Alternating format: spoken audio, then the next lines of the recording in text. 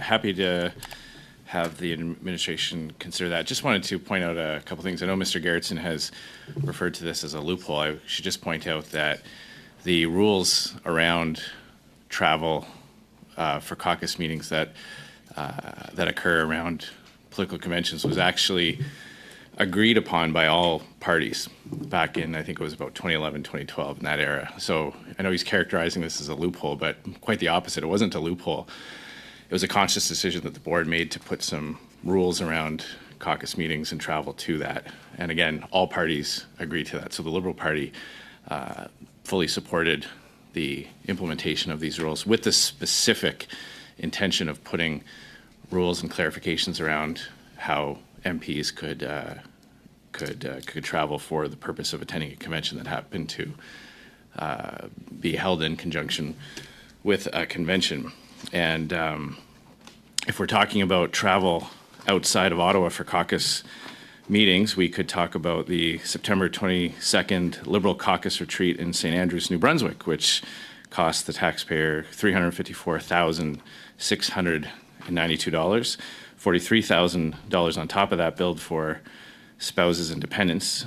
$73,566 was the additional amount billed to various government departments, and $428,000 was the total billed to taxpayers for that one retreat. So that's a significant expenditure for outside of Ottawa caucus meetings. September 2023, the Liberal Caucus Retreat in London, Ontario, was cost the taxpayer $231,636, and I believe 26 Liberal MPs have yet to declare their expenses for that retreat, so that amount could obviously be higher. There's $16,576 billed for spouses and dependents to attend that one, and $82,915 was an additional amount billed to various government departments. So that one, with the one caveat that there could be more expenses to come in when those Liberal MPs finalize their expenses, that costs $314,552.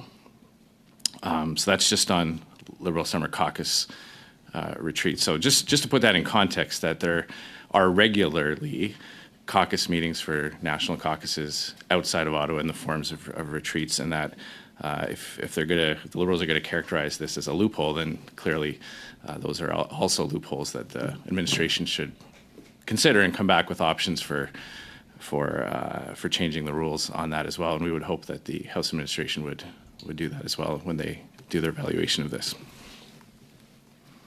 Well said. Mr. Scheer. Yeah.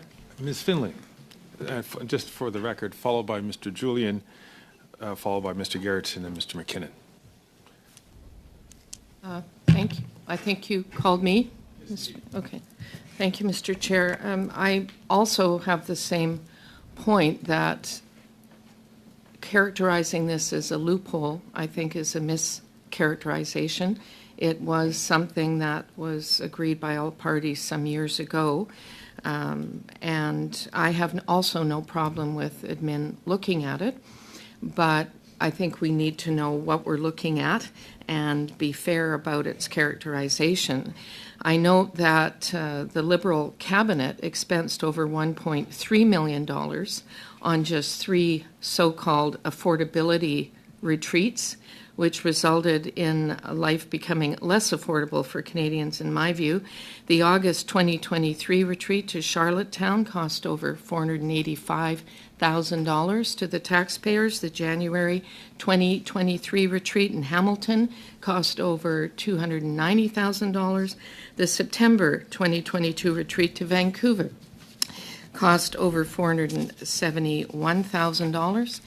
Also, the New Democratic Party held a caucus meeting before their 2023 National Party Convention, $88,699 billed by the smallest recognized party in the House of Commons, and included expenses of $23,259 for 14 staff members to attend.